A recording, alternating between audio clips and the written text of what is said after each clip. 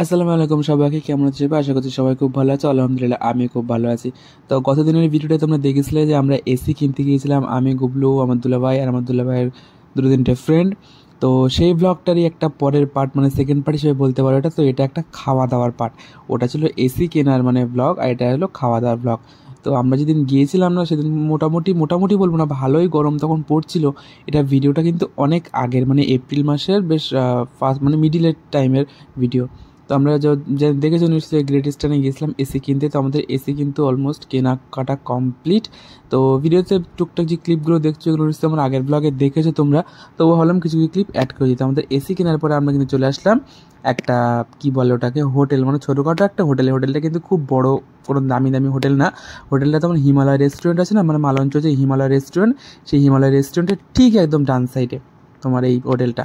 আর এই হোটেলটার বিরিয়ানি নাকি খুবই ভালো। হোটেলটা কিন্তু দেখতে শুনতে অতটাও ভালো না, তোমরা দেখতেই পাচ্ছ।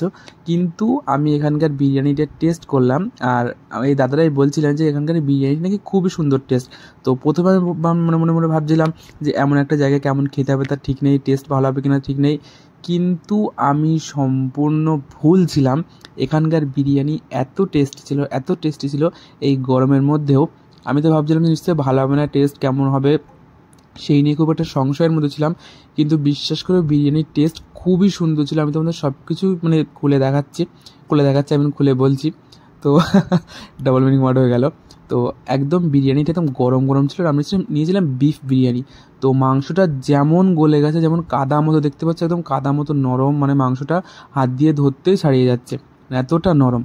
আর বিরিয়ানিটা একদম অল্প তেল মশলায় রান্না হয়েছে, খুব সুন্দর টেস্ট হয়েছে, খেতে অসাধারণ হয়েছে।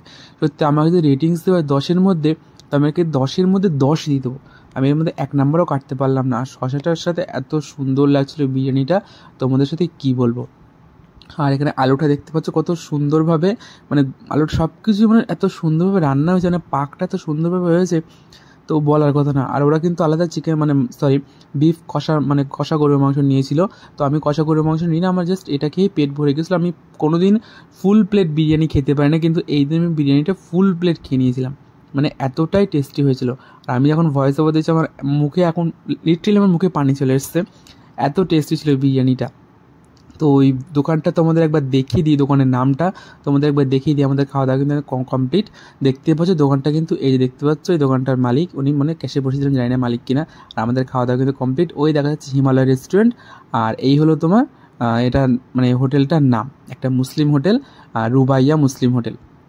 দেখতে পাচ্ছ, এই ছিল আমাদের আজকের ব্লগ।